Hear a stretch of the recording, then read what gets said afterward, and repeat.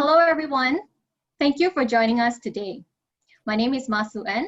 I am the Business Development Manager at Legal at SIAC. Today's webinar on coronavirus and exemption of liability is jointly organized by SIAC, NYU School of Law, and the New York International Arbitration Center. COVID-19 has caused severe disruptions to international transactions and projects and has led many to seek relief from their contractual obligations. Do international instruments such as UNIDROIT Principles of International Commercial Contracts and the UN Convention on Contracts for the International Sale of Goods, CISG, provide relief for parties affected by COVID-19? Force majeure certificates have been requested by parties affected by COVID-19 and issued by Chamber of Commerce in various countries. Do such certificates have any value in an arbitral proceeding? And how are the principle of force majeure and economic hardship treated under national laws and under public international law? These issues will be covered by our panelists today. If you have any questions, please send them to us via the Q&A function at the bottom of the screen, and the panel will try their best to answer them in the course of this webinar. Without further ado, I will hand over the time to the moderator today, Ms. Lucy Reed, Vice President of SIAC Court of Arbitration. Thank you. Lucy. Thank you, Sue-Ann. Thank you, panelists, and thank you, participants, for joining. There's quite a number of you, which I think reflects the importance of the topic. We have today 4 superb panelists on the topic, and I'm going to urge you on your own time to review their CVs and bios online so that we can focus instead on the topic. I will give 2 sentences only introduction to each speaker before he or she starts. We're going to start with an overview on force majeure and economic hardship in a comparative context, and Nigel Blackaby will be speaking on that. Nigel Blackaby is my former law partner. I should say Nigel Blackaby QC. He's now co-head of the Global Freshfields International Arbitration Group and Latin American Group. And Nigel has served as counsel in more than 100 arbitrations in English, Spanish, and I suspect French, often addressing economic hardship issues. So with the new challenge of the pandemic, Nigel, over to you.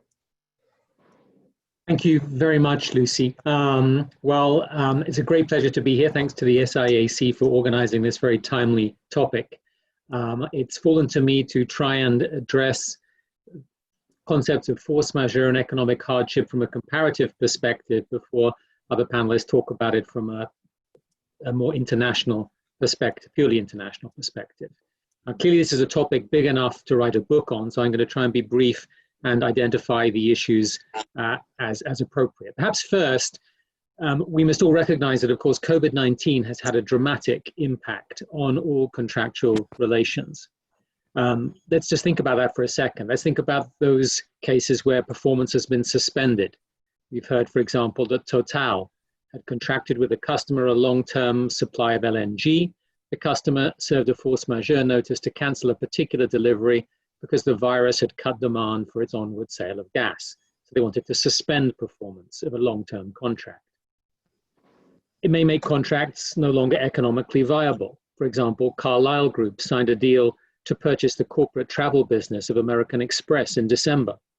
But due to travel restrictions, the value of that business has plummeted, and Carlyle is trying to walk away from the deal, invoking COVID-19.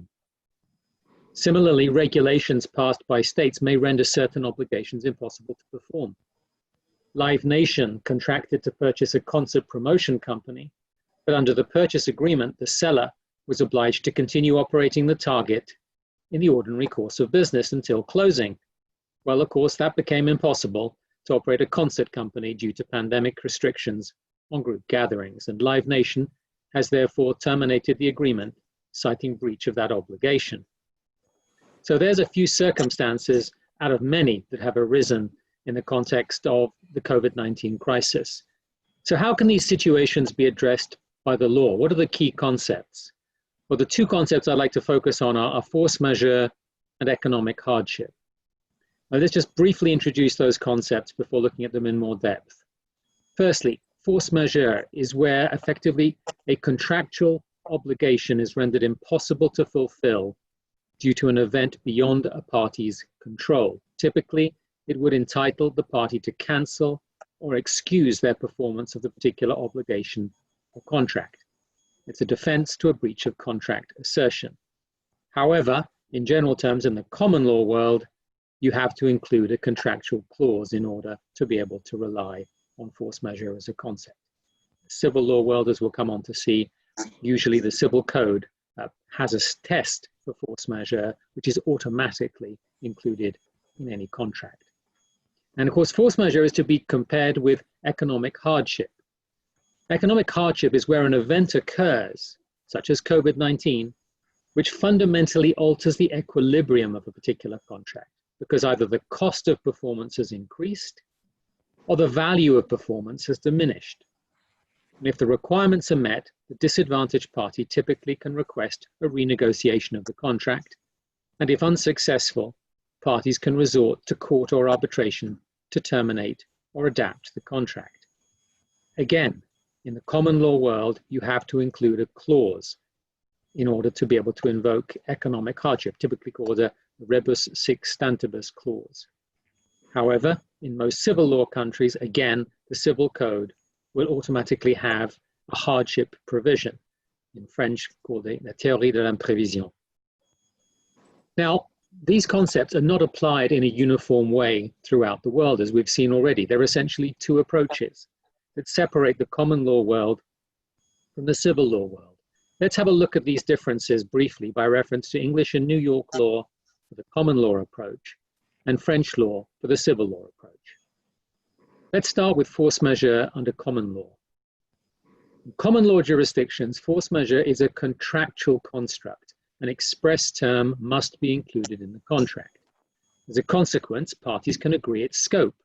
Which events are covered? What are the procedural obligations on a party relying on the clause? For example, a force majeure notice. What is the effect of the clause? Does it provide a right of suspension, a right of termination? Courts, both in England and New York, have had a tendency to construe force majeure clauses narrowly. As one New York court noted, interpretation of force majeure clauses is to be narrowly construed, and only if the force majeure clause specifically includes the event that actually prevents a party's performance will that party be excused. A lot of people are scanning their contracts to see if the words epidemic or pandemic appear in their standard form force majeure clause. Of course, the burden of proof lies on the party asserting force majeure. So would COVID-19 likely amount to a force majeure event? Well, of course, that depends if pandemic or epidemic are actually enumerated as a force majeure event. And was there a direct impact as a consequence of the virus on the ability to perform the specific contractual obligation? Has the virus caused the obligation to be suspended? Have pandemic regulations rendered obligations impossible to perform? If so, force majeure would likely apply. However, what if the contract has just become uninteresting, uneconomic as a result of the virus? For example, Carlyle's deal to purchase Amex's corporate travel business that we just looked at. In those cases, it will be difficult to make a successful force majeure claim. The general principle is that unless included in the clause, economic change will not amount to force majeure. So what happens if there is no force majeure clause and the contract is impossible to perform, or is possible but no longer provides a party with the benefits that induce them to make the bargain? Is it just tough luck if you're in England or New York under those systems of law?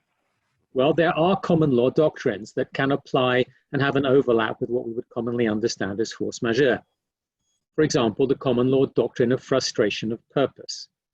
Frustration of purpose requires the contract to be rendered valueless.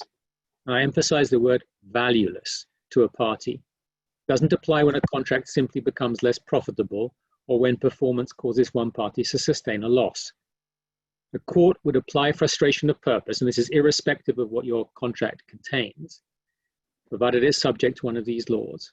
If the duties set out in the contract are impossible or impracticable to perform, or the purpose of entering the contract in the first place makes little or no sense. Hiring a concert venue, for example, in order to ensure a concert can take place when effectively, of course, that makes no sense in the pandemic. That has no value, the hiring of that venue during a lockdown. The consequence of frustration is that the contract is discharged and no further performance is required.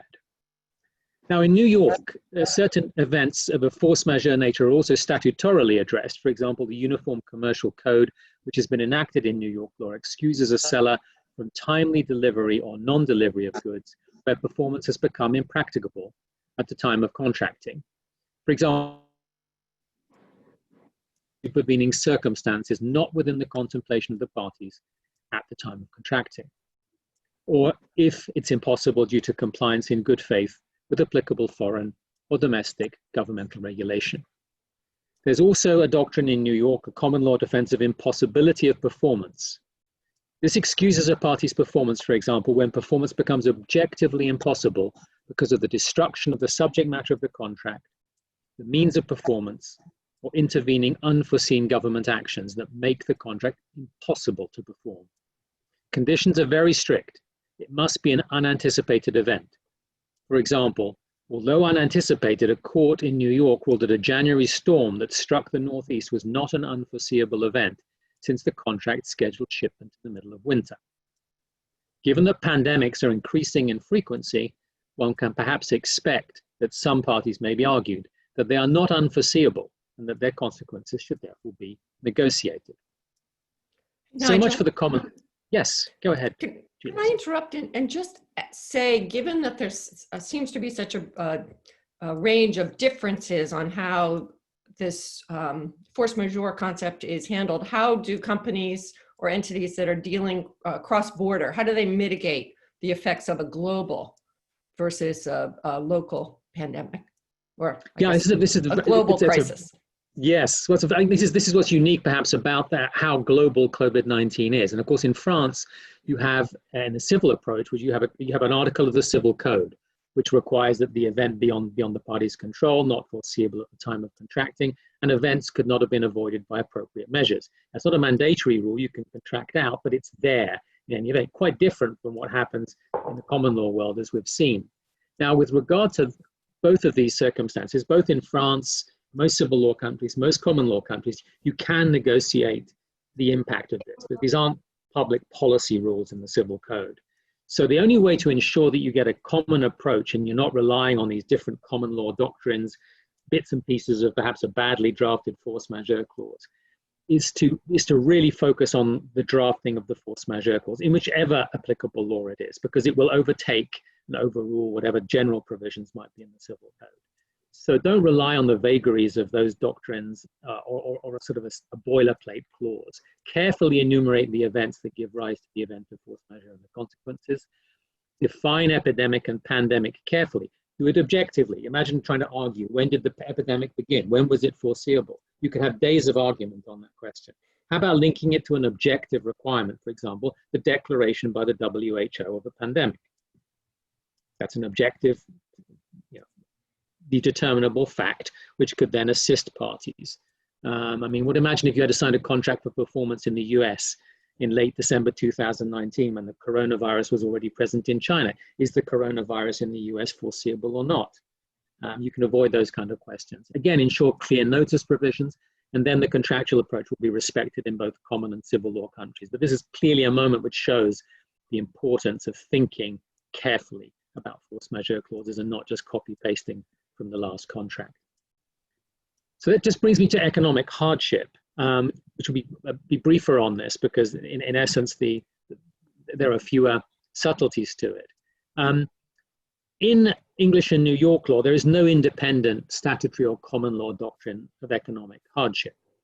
However, parties remain free to contract as they wish, and they can include a hardship clause. And as we discussed earlier, that would mean that if effectively the economic benefit of the contract was no longer that which was originally negotiated as a consequence of these measures, it could trigger an obligation to renegotiate and potentially to enable, if that renegotiation fails, an arbitrator or a judge to effectively redesign and rebalance the contract.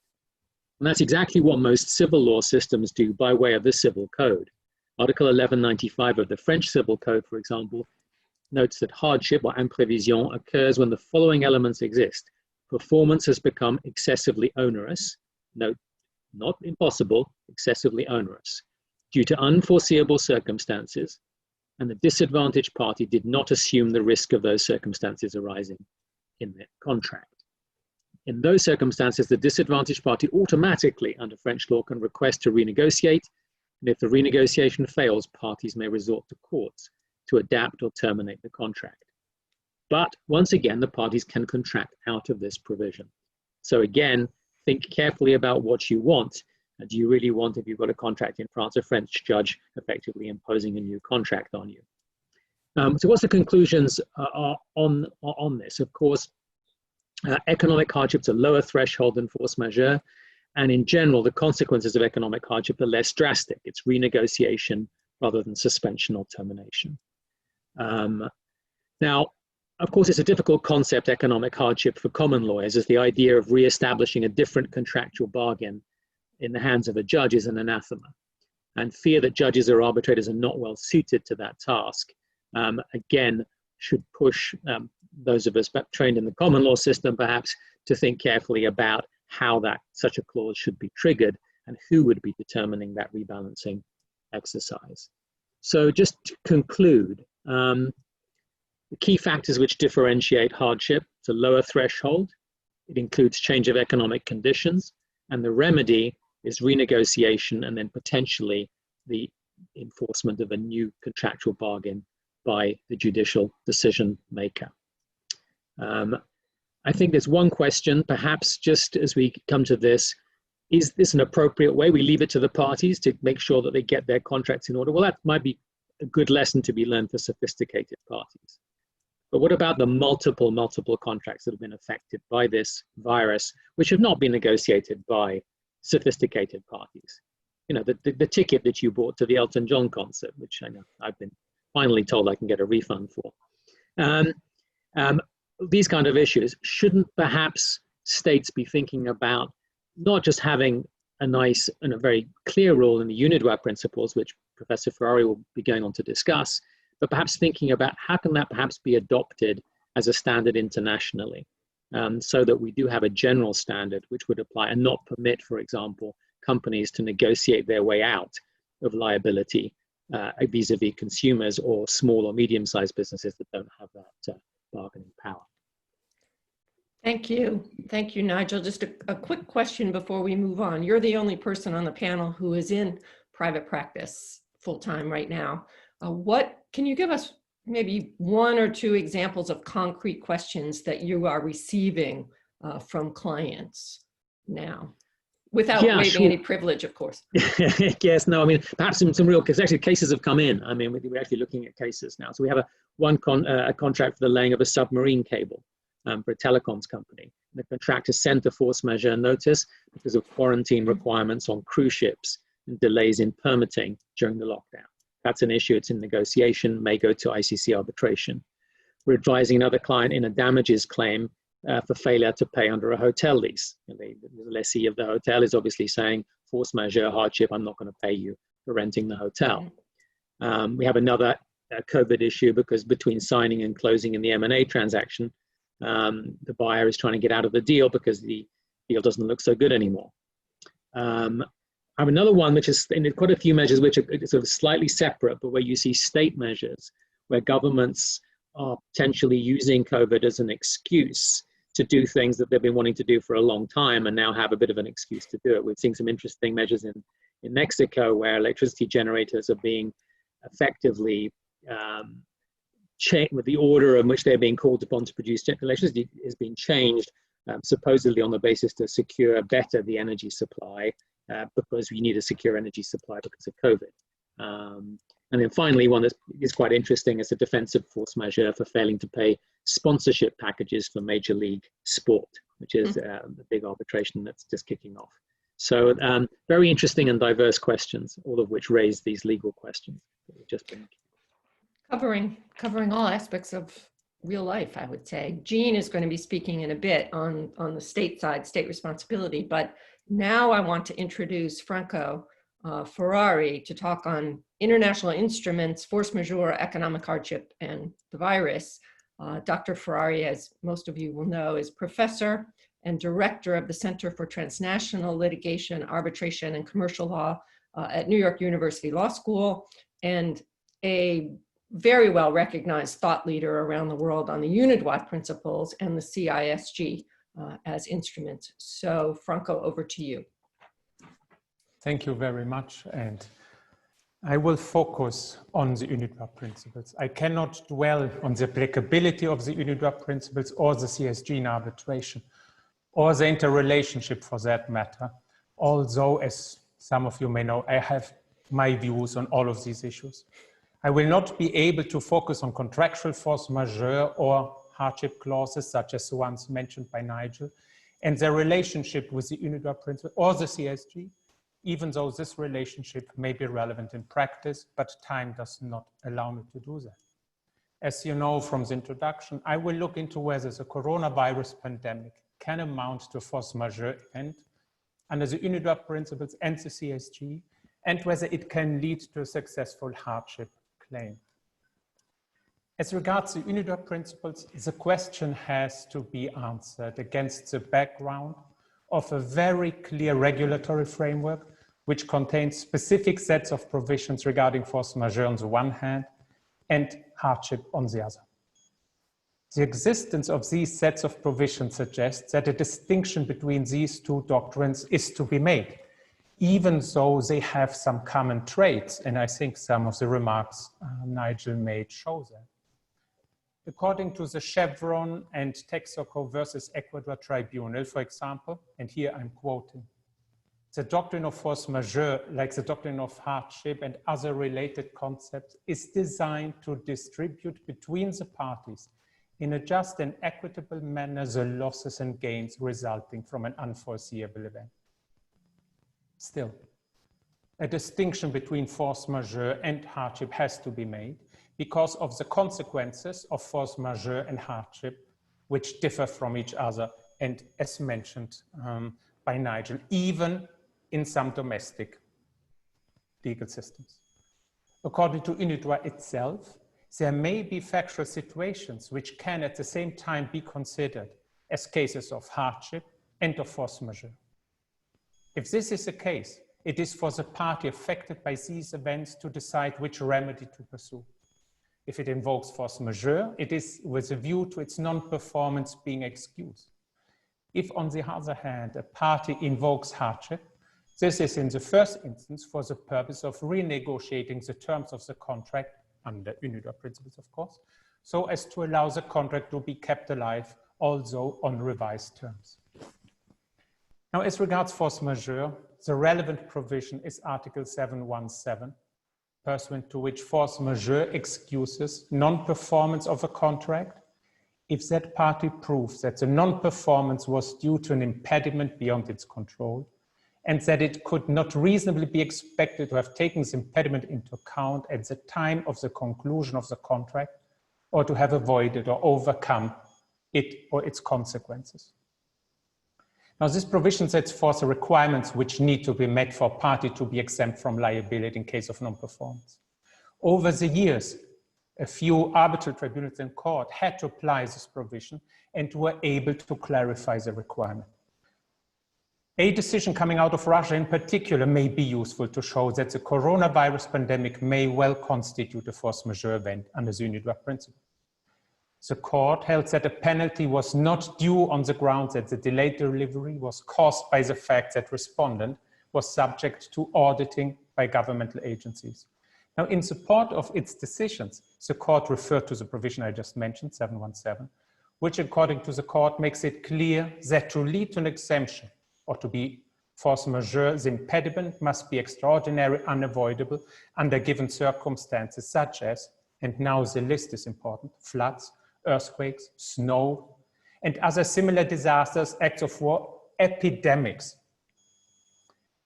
Now, for today's purposes, the important part of this decision relates to the reference to epidemics as force majeure events. And because a pandemic, such as the one we're living through today, is nothing but an epidemic that has spread over multiple countries and continents, that's apparently the working definition, we should be able to conclude that the coronavirus and its consequences, such as lockdowns, may indeed constitute a force majeure event, at least in respect of those contracts that do not necessarily, concluded prior to the event taking place.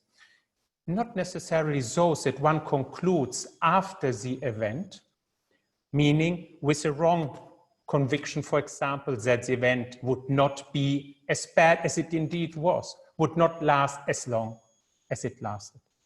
Now we know that the UNIDROIT principles also have a provision on hardship, even though the UNIDROIT principles start out with the principles set forth in 621 of pacta sunt servanda. Pacta sunt servanda under the UNIDROIT principle is not an absolute. In fact, where the equilibrium of the contract is fundamentally altered, one may be able to ask for renegotiation. But as far as the coronavirus is concerned, nothing changes in my opinion. As far as the CISG is concerned, which starts out with a non-fault liability system, Article 79 comes into play. Under that provision, sorry? Franco, just before you move to CISG, yes. A couple of people have been asking, how often are the UNIDROIT principles brought into play in general in terms of the impact on the question you're addressing? So let me say that today we know of 295 court decisions somehow referring to the UNIDROIT principles. We know of 197 arbitral awards. So I have to say, not too often though. We have seen recently even investment arbitral tribunals relying on the UNIDROIT principles. The Chevron and Texaco versus Ecuador tribunal is just one of those. We have, of course, other ones, more recent ones that refer to the UNIDROIT principles. For example, El Paso Energy versus the Argentine Republic. In arbitration, I would say one can choose them as the applicable law. In state courts, it's a little harder. In fact, those 295 cases use, if they do at all, the UNIDROIT principle to basically corroborate something the court got to anyway. But then they say, oh, and by the way, this conforms to international principles. Let me, however, say one thing, and here I refer to an ICC award. It's ICC 8873. It specifically held, I quote, that the provisions of the UNIDROIT principles on hardship do not correspond, at least presently, to current practices in international trade. So just relying on the UNIDROIT principles, in my opinion, may not be useful, depending, of course, on the arbitrator as well. Someone has asked, what's the Russian case that you referred to? Can you give a reference? Yes, I have all of those references, of course.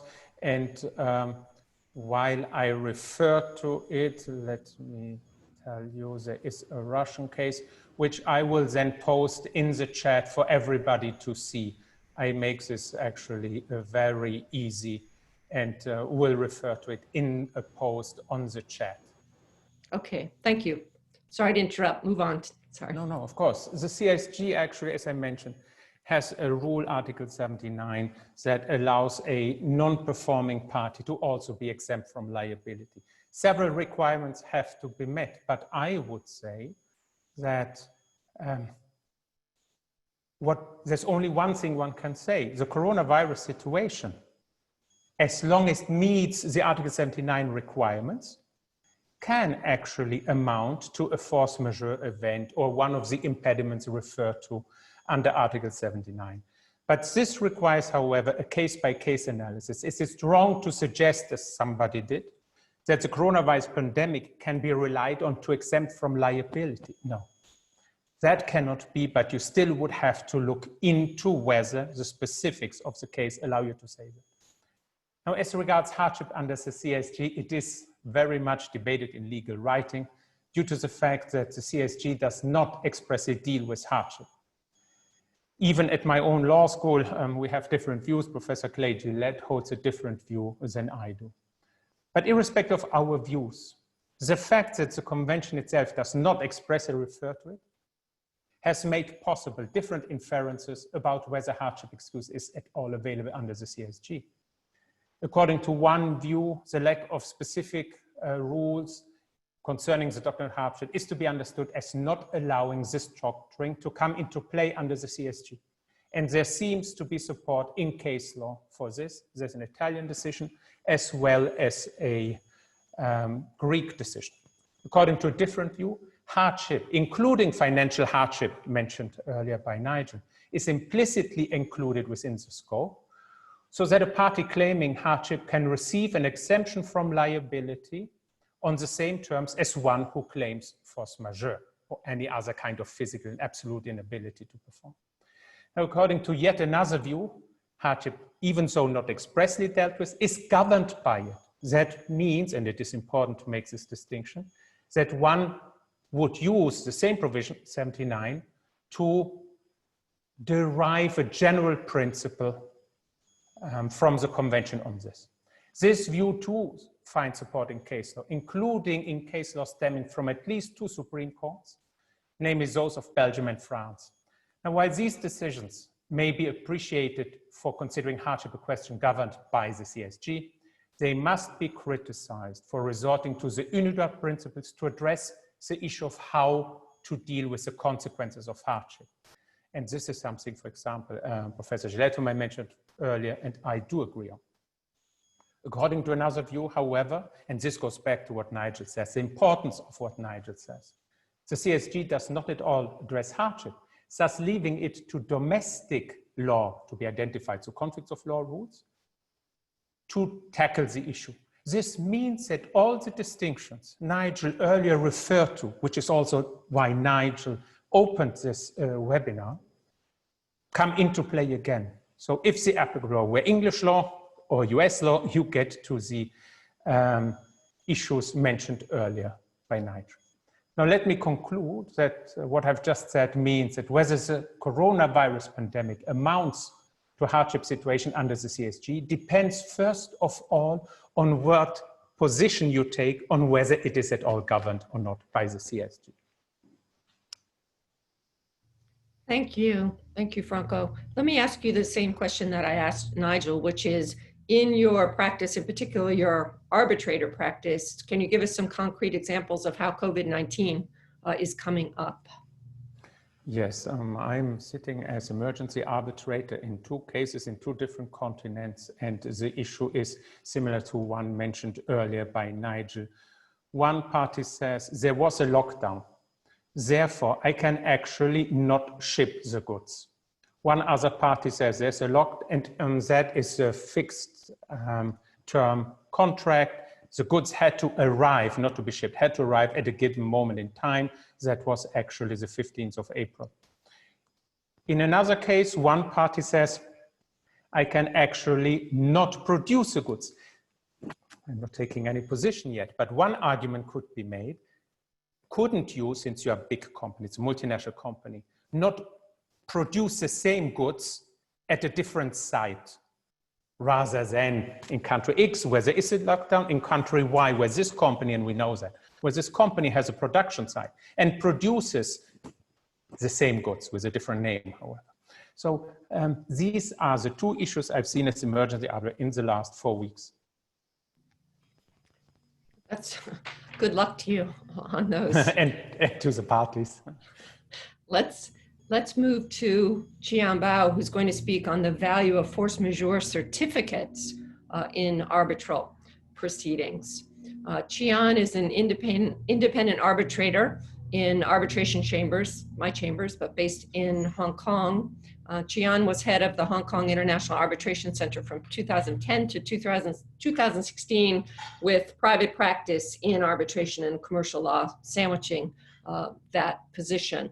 So Qian, I admit up front, I don't know anything about these certificates. So like many, I'm all ears.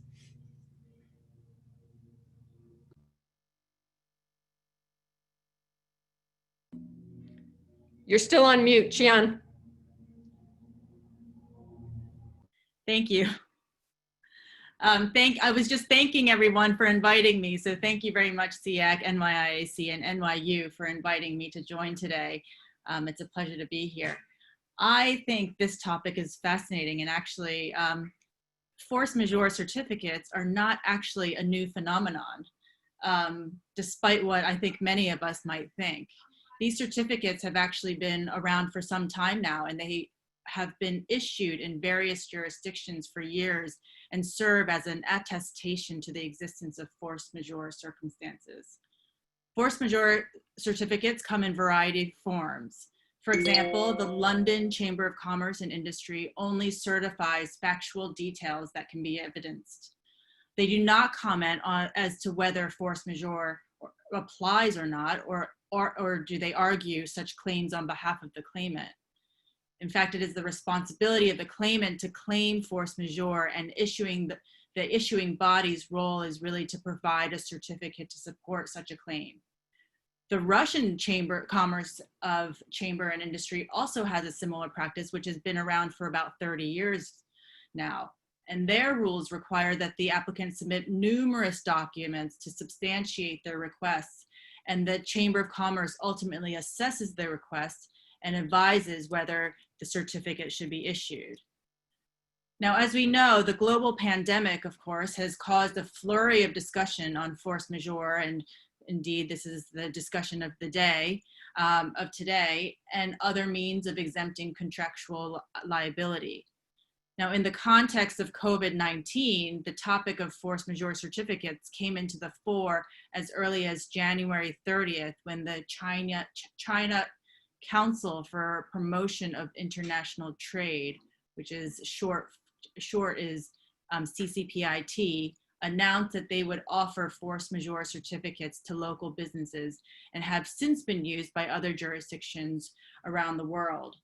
For example, in March 2020, the Italian Ministry of Economic Development also issued a circular indicating that their chambers of commerce could issue, upon the request of companies, a certificate attesting the state of sanitary emergency of COVID-19 in Italy and the subsequent restrictive measures imposed by law.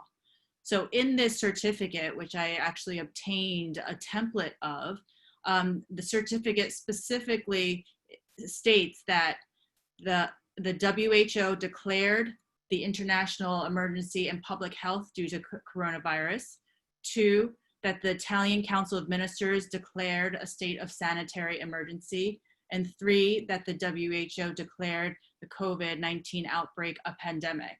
It then goes on to explain all of the measures that the Italian government has taken in addressing the pandemic, and concludes by stating that this emergency and all the provisions have caused trade dislocation, limited the internal movement of labor force, and caused factory closures, etc. And so these, this type of language is a blanket statement that that the Italian government has issued. Now, given the scale of the Chinese economy and where this webinar is situated, it's worth looking at more closely at the China experience in relation to the force majeure certificates. Within the 3 months of starting this program, a total of 105 commercial certification authorities of the national CCPIT system issued 7,004 force majeure certificates, covering contracts worth a combined value of $98 billion. In order to obtain a force majeure certificate in China, companies need to provide proof of delivery delays or cancellation, sales contracts or agreements, or other, as well as customs declarations. These certificates are said to be proof of holiday extensions or lockdowns to COVID impacted factories that want to revise their contracts. Now, the massive number of force majeure certificates that we have seen that have been issued could be an indication of the potential waterfall of force majeure claims on the horizon. Already, we have seen Chinese companies invoke force majeure clauses. Indeed, the example that Nigel gave earlier in relation to the LNG contract It was in fact the China National Offshore Oil Company, CNOOC, that issued that force majeure certificate, invoking the force majeure clauses in multiple long-term contracts with overseas suppliers. Now, in the mining sector, the Guangxi Nanguo Copper, a copper smelter in southwest China, also declared force majeure on deliveries of copper concentrate. Other Chinese companies in both sectors are still considering whether to invoke force majeure and have indeed sought to suspend or delay their contractual obligations. And these declarations in these instances have generally been refused by the counterparty. Now, the question is, will these certificates partially or fully exempt certificate holders from fulfilling business contracts? Now, there is one anecdote that I found on the CCPIT website, in which a Chinese supplier applied for and received a force majeure certificate and then presented it to its Russian counterpart. Now, it is understood, based on the website memo, that the Russian counterpart accepted this certificate and allowed the postponement of delivery of goods. The CCPIT notice then goes on to say that, quote, the certificate refers to the proof of the facts related to force majeure, which CCPIT and its sub-councils issued to virus hit applicants. It is an important proof for enterprises to reduce or get exempt from the liability for breaching a contract. At present, the certificate has been recognized by more than 200 countries and region governments, customs, chambers of commerce, and enterprises around the world, and has strong authority and credibility outside the country. At the same time, there happens to be a contradictory view from CCPIT itself, whereby the director of the Commercial Certification Department of the CCPIT Commercial Center stated that it should be noted that the acquisition of the certificate does not necessarily entail the virus hit enterprise can be exempted from the contract liability in whole or in part. He then goes further and says, whether or not the Chinese enterprise accepts the request and exempts its foreign counterparts' liabilities, both parties are bound to the applicable law applied to the contract, together with the provisions on force majeure and the objective situation specified in the contract, in which they shall analyze the existence of a causal relationship between the pandemic and the requesting parties' efforts in preventing and control and its failure to perform contracts. Both parties shall attempt to resolve disputes through arbitration, litigation, and other channels. Now, the majority view on the use of force majeure certificates is that they will not hold up in foreign courts. And that prompts a question from me. What's the point then? What's really the point of the certificates if they're not going to support non-liability in a challenge? Well, the short of the answer is that if it's possible to apply for a force majeure certificate, it won't actually hurt to apply, because in doing so, companies should be, first of all, aware that they are not necessarily replacing the need to prove the actual causal link between the non-performance and the force majeure event. However, the party seeking to rely on the force majeure clause still holds the burden of proof to show that COVID caused the force majeure event. So in fact, it can be used as evidence in a court or a tribunal as to the weight, as to the events that took place and the causal effect of the pandemic. Now, under English law, there's a specific case that states under Ho Chun Products versus Cargill, Hong Kong, Lord Mustill explained that although the CCPIT certificate may be useful as evidence of the existence of the force majeure event, it would be pointless to ask CCPIT to analyze the question of causation in any particular case, since the question would have been looked at all over again at the stage of arbitration or litigation. Now, the other factor to note on your, as to your question is that force majeure certificates are not actually all created equal. Now, one must look at the approval process for these force majeure certificates and the content of the force majeure certificates. In some jurisdictions, the amount of material required to apply for such a certificate and the level of scrutiny of a body issuing the certificate may be an indication that that more weight should be given to such a certificate when determining force majeure. In other jurisdictions, however, the statement given by a certificate is one which is simply a blanket statement that there has been a global pandemic, this pandemic is force majeure, and thus the non-performance should be excused. Now, that kind of force majeure certificate may not carry the same weight.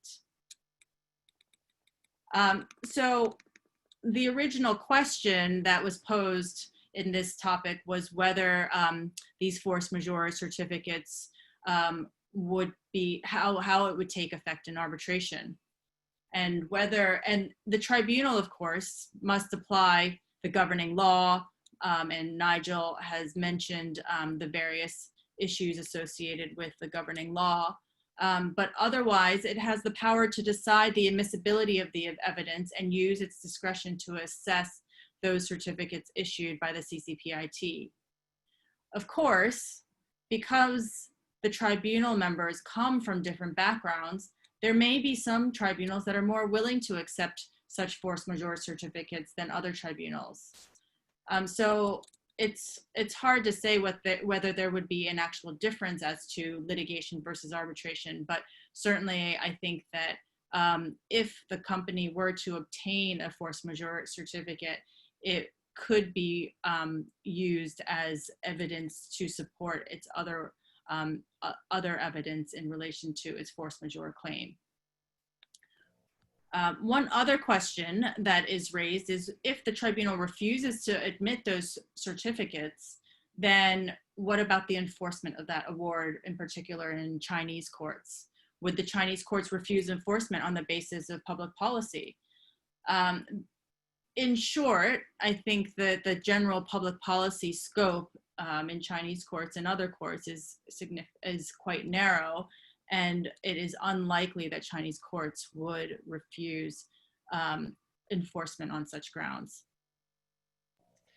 Thank you, Chian. Last quick question. Do you have a prediction you're willing to make online to so many people about how often arbitral tribunals will be seeing these certificates? I think they will be seeing them more than one might think. I think in particular, the number of certificates that have been issued in China is an indication that they may be used, not necessarily as a replacement for proving cause, but at least part of the evidence, yes. Thank you. Now we're going to move to our last panelist, Professor Jean Ho, who's going to speak on force majeure under customary international law. Jean is associate professor, former colleague of mine as well, at the National University of Singapore Faculty of Law, and a leading academic with her research and publications on state responsibility and international investment law. She also teaches at Paris and is a fellow of the Chartered Institute of Arbitrators with a lot of practical experience. So Jean, thank you. Thank you very much, Lucy, and thank you very much to the SIAC, NYU Law, as well as NYIAC for having me here at this webinar on a topic which I do feel quite strongly about. So today I'm going to be talking about force majeure under customary international law. So thus far, we've been listening to how private parties may invoke the defense of force majeure. And, you know, I think a very important group of participants in the commercial market is states as well.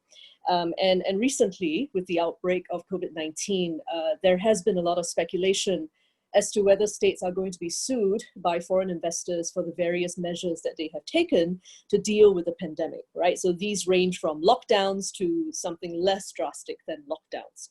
And there is a lot of speculation out there. In particular, a lot of blog posts have sprung up suggesting the various types of claims that investors may bring, as well as the prospects of states succeeding on one defense or another. And so today we're going to be looking at the defense of force majeure. So force majeure under customary international law is found in Article 23 of the Articles on State Responsibility by the International Law Commission. So that's widely acknowledged to be an expression of customary international law. And what is at stake, really, when the defense of force majeure under Article 23 is invoked, is the international responsibility of the state. So we're talking about responsibility under international law and not responsibility under domestic law. So if a state were to invoke Article 23 of the ASR, the challenge, presumably, that the state is facing is one that the state has violated international law. The Articles on State Responsibility do not set out the primary obligations that states are bound by. That is left to general international law, and in the context of foreign investments, that those obligations would be found in investment treaties. So there are two situations that we have seen or might see states invoking the defense of force majeure. The first is when there is no international obligation at stake. And while that might sound a little bit strange to you, if you're like, wait a second, you just said that invoking Article 23 means that the state is being, the allegation is that the state has violated international law. How can there not be an international obligation at stake? Bear with me on that. The second situation is where there is an international obligation at stake. So let's take a look at the first very unusual situation where there is no international obligation at stake and the state still pleads the defense of force majeure under Article 23 of the ASR. This is the case of Orlandini and Bolivia, which was the procedural order in that case was published very recently. And Bolivia argued that as a result of COVID-19 and the various work from home measures that were imposed by the government, its counsel were not able to make their submissions on time. In other words, the restrictions imposed by the state as a result of COVID-19 rendered it impossible for Bolivia to perform as a respondent. So as a result of which, Bolivia asked for a suspension of the arbitral proceedings and in the alternative, an extension of the deadlines for submission. And the argument, the defense that Bolivia raised was force majeure, Article 23 in particular. That was very strange because what Bolivia was asking for is actually quite common in arbitral practice. If you cannot meet a deadline, you write to the tribunal for an extension and you explain why you need the extension. And they chose to do more than that. So in addition to just saying that their counsel was stuck at home, it was difficult for them to get their pleadings together and submit them on time. They pleaded force majeure. The tribunal denied the request to suspend the arbitral proceedings and did not touch directly on force majeure. Many say that the tribunal sort of skirted the issue. But really, I think the point of this Orlandini and Bolivia is to tell us that invoking the defense of force majeure, the customary defense, should not be a knee-jerk reaction for states when you're dealing with COVID-19 restrictions or measures. It's very easy to think, okay, look, if this is an investor-state case, it's international law at stake. Therefore, if I were to plead a defense, it has to be force majeure. It doesn't always have to be force majeure. And in this case, it didn't help Bolivia out at all. And in a most peculiar fashion, because you plead the customary defense of force majeure, you have to first argue before the tribunal that there is an international obligation at stake. And in this case, there wasn't really. And what Bolivia did, or at least Bolivia's counsel, was to say that the consent to arbitrate that was found in the applicable investment treaty was the international obligation. Now that's quite a startling position to take, and no state in an investor-state arbitration has ever made that concession before. To hold that the consent to arbitrate amounts to an international obligation to the extent that if you want to ask for the proceedings to be suspended, you are in effect breaching an international obligation. So Bolivia, in order to invoke the defense of force majeure, had to plead that it was somehow in breach of an international obligation in order to get the defense to apply. So this is one situation where we see the defense of force majeure not serving states very well. Bolivia's position could have been much simpler to say that I need an extension on time. I just cannot, plead or render my submissions on the given date. And indeed, in another proceeding against Bolivia, they did not run the force majeure argument, and they did get an extension on their deadlines as well. So that's the first situation where there's no international obligation at stake. So if you want to plead force majeure, you end up having to create an international obligation, which you then argue that you are in breach of.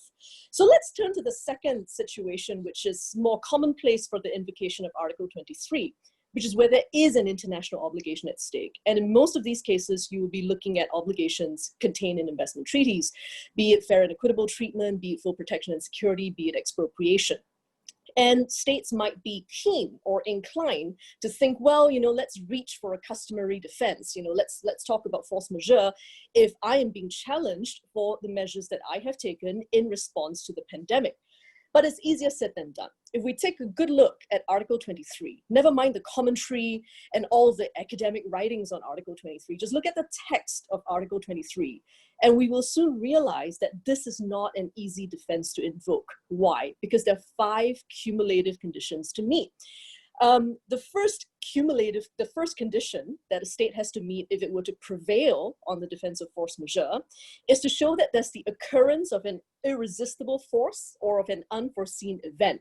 Now, it's debatable as to whether the damage wrought by COVID-19 is foreseeable or not. I mean, you're not going to be able to foresee a new coronavirus coming about, but coronaviruses, from the experience of SARS, they can be fatal. So fatalities resulting from COVID-19 should not be regarded as unforeseeable. What's unforeseeable perhaps is the magnitude of the fatalities. So that's one, and it's debatable, right? Because if there were occurrences of the coronavirus back in November, in December, the fact that states were still scrambling about in February and March, it doesn't lend a lot of credence to the unforeseeability argument. Second, it has to be, a measure, right, that's beyond, the event has to be one that's beyond the control of the state. Again, we're iffy on that because some states responded earlier in time and some states later. So all the reports say if you miss the window for reacting, that's when the pandemic is going to get very bad within your country. So as to whether it's beyond the control of the state, again, I think it's very, very specific, and it depends on the individual state. Then you have to show that there's material impossibility of performance of the obligation. For example, if it's not expropriating an investment. And a lockdown would be equivalent to expropriation, especially if the investor is unable to recoup or has to close down as a result because they're not able to be a going concern. So material impossibility of performance, again, is a very high threshold to meet. It may have been onerous for states to keep businesses open. I mean, Sweden has kept businesses open, and one could argue that you didn't have to impose a lockdown, so it's not materially impossible. So that third criterion, material impossibility of performance of an obligation owed to a foreign investor, it's not easy to meet as well. Fourth condition, the situation of force majeure cannot be in whole or in part attributed to the conduct of the state invoking it. That's going to be very, very difficult because, again, different states take different types of measures, some more drastic, some less drastic. And you just have to compare and say that, well, if this state A doesn't take this particular measure, why do you have to take this measure? And it makes it extremely difficult to say that the state categorically did not contribute to the situation of force majeure.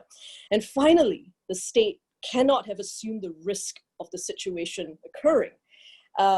Unilateral declarations by states that, well, this is what it's going to be. We are going to expect loss of lives. We are going for herd immunity. Declarations, pronouncements, official statements to that effect can be construed as the state assuming the risk of a situation occurring. So it's an extremely difficult defense to prevail on, in my view, if the context is that of COVID-19. As serious as the pandemic is, it's very difficult to see how any one state could actually satisfy the 5 cumulative conditions that have been set out. As a result of which, I would imagine that force majeure, as much as it seems to be the sort of knee-jerk reaction that a lot of states go for, it doesn't actually turn out to be that great of a defense that states can rely on. It's a defense that's available, but maybe not one that states should rush to invoke.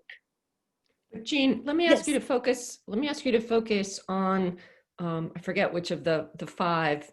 But how much do you think states will be able to rely upon their pandemic control measures to buttress a defense of force majeure? You've said different states have done different things, but if a state has done, in its opinion, a lot, will that help to strengthen its defense? Well, it depends on whether the measures that it has taken are regarded as effective. Because there are times when you could take drastic measures and your numbers still go up. I must say, Singapore was praised at the outset of the pandemic for doing so well. And we seem to represent the gold standard. And all of a sudden, we realized that we were not doing anything about pandemic control in the foreign worker dormitories, and our numbers just shot up. So even for a country like Singapore that's so cautious, that's so circumspect, you can slip up. And I don't think the force majeure defense is one that accommodates or tolerates states slipping up at any point in time. So it's going to be difficult for states to sort of just rely on their suite of measures if they don't have the numbers to show for it. Okay, and a last quick question for you. We know, I think everyone on this call knows, there are also hidden obstacles to force majeure defenses or for state responsibility. Do you want to give a few seconds on that topic? Sure. I think it's sometimes easy to just look at the text of treaties, look at the text of ASR and go, look, I think I can fit a COVID-19 situation into the wording of Article 23, which is the force majeure clause. And very often we forget how various defenses come about. So the circumstances precluding wrongfulness and the articles on state responsibility, of which force majeure is one, they developed in the context of the use of force. So these are defenses which are invoked when you are faced with aggression by another state, and not a pandemic, not economic hardship. And the question, of course, is, are these defenses adaptable to different situations? So just because they were developed in one context, it doesn't mean that they cannot be transposed and work effectively in a different context. I think the defense of necessity has been shown to be quite ineffective when it comes to economic hardship. Michael Weibel wrote about this way back in 2007 when the Argentinian cases were the talk of the town.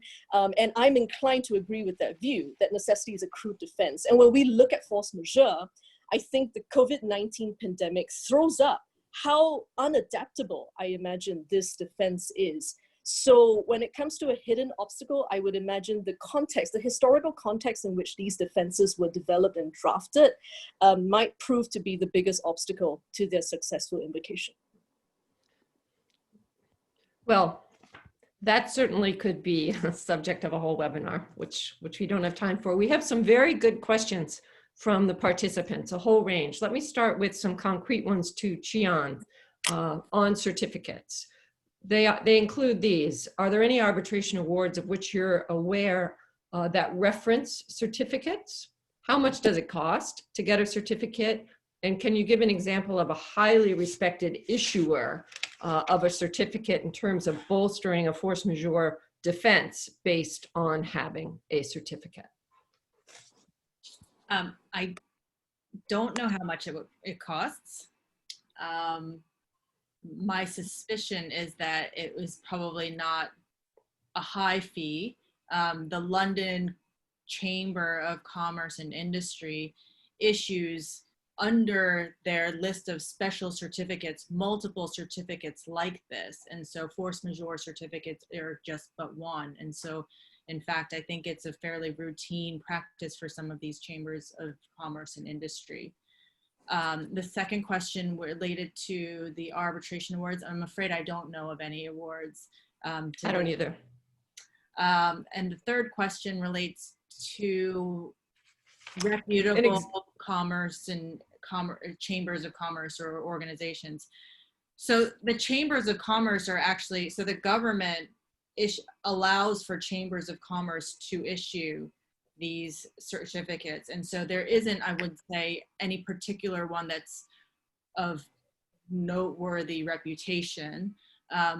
In doing my search, I saw that the standards and the amount of material that the Russian Chamber of Commerce and Industry was quite voluminous. And there seemed to be quite a rigorous assessment of this evidence. And so maybe that would indicate that there is much more scrutiny put before a certificate is issued. So. Okay, thank you.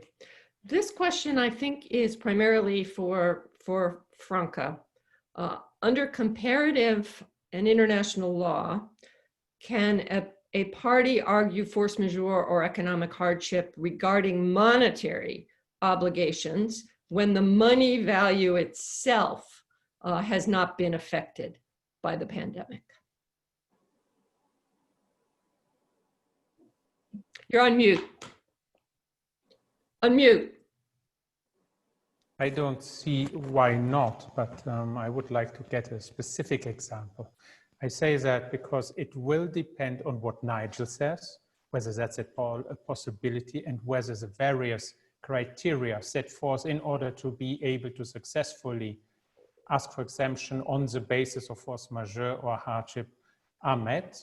As far as the international instruments concerned, I would say, again, same answer, but you need to fulfill some cumulative requirements which are actually not necessarily easy to fulfill. When preparing for the talk, I looked at UNIDROIT decisions and decisions where UNIDROIT principles were mentioned in commercial arbitration and investment arbitration, and they have not been referred to very successfully, these provisions 717, 621 and following, by the party claiming hardship or force majeure. So often referred to, but not really very successfully argued. Thank you. Nigel, you may want to address that, but also could you address this question?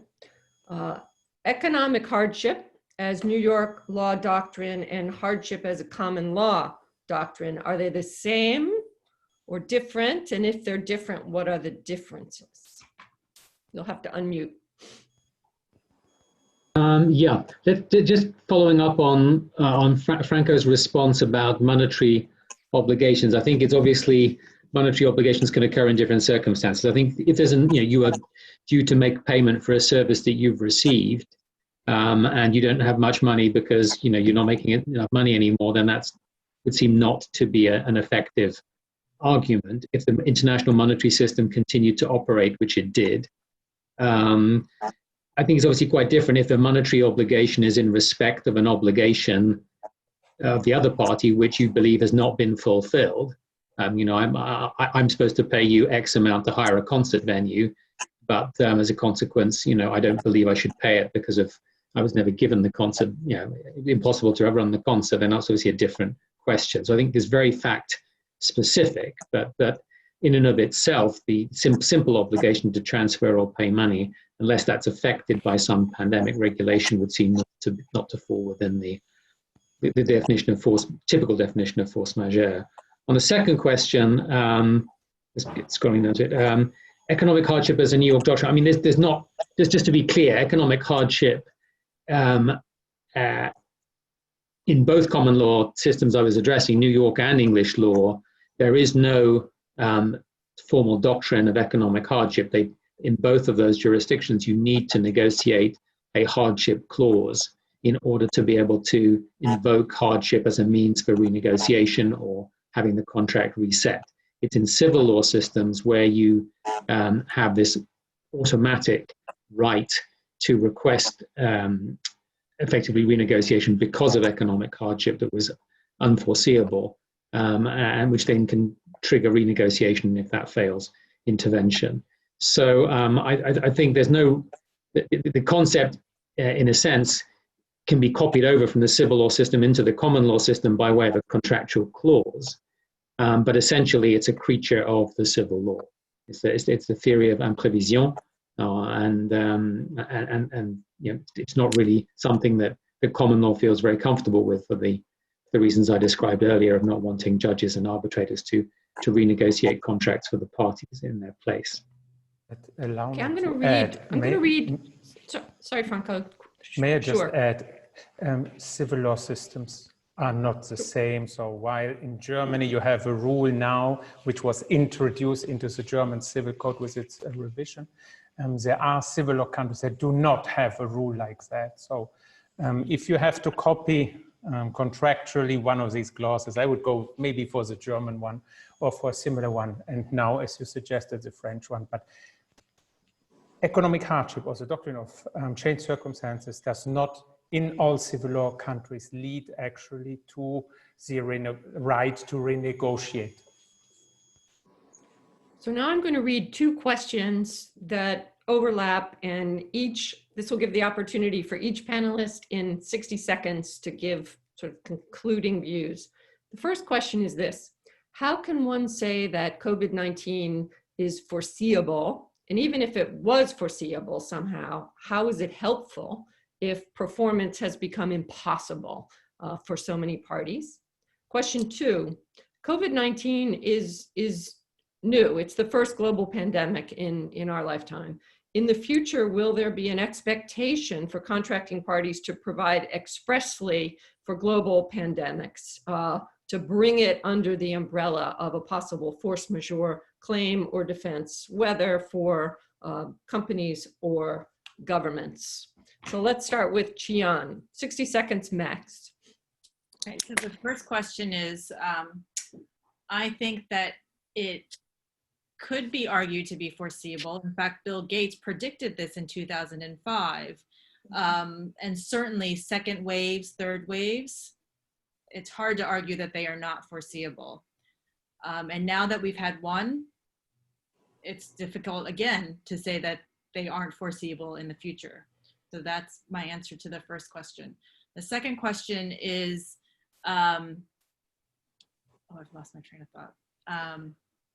Will it become regular conduct to put these possibilities in contracts? And of course, raise the price of doing business. I think they will. I think they will. In fact, I've heard banks already have COVID clauses, so to speak. And so there is now an initiation of drafting of COVID-related situations. So yes. Okay, we'll move to Jean from state perspective. 60 seconds. Okay, first question, is COVID-19 foreseeable? I mentioned in my presentation, it's the scale of fatalities that may not have been foreseeable, but that the coronavirus can result in fatalities, it's been proven, you know, since SARS. So I think to a large extent, I will agree with what Qian has said on this. If we have subsequent waves, then definitely it's foreseeable. Second question, will there be a future expectation for parties to make provision for a pandemic? Well, of course, you know, I imagine they will do this in investment contracts between foreign investors and states or state entities. And I imagine treaty negotiators talking about investment treaties right now will have a lot on their plate. Because the current investment treaties, even the newer generation ones, don't make sufficient provision for pandemics. The public health exception is usually not articulated. So maybe there's some more work to be done there.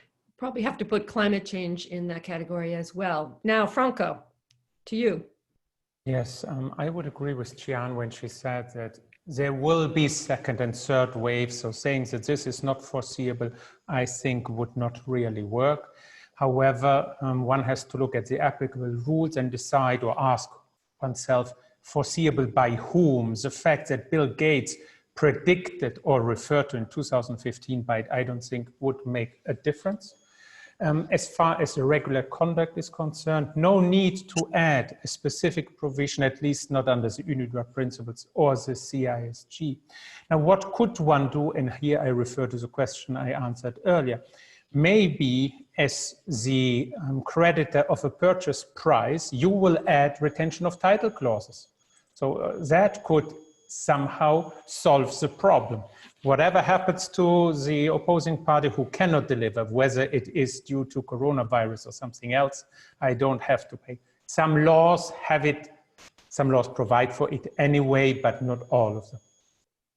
Thank you. Now, Nigel, you started us out, so you can close the discussion with your observations, please.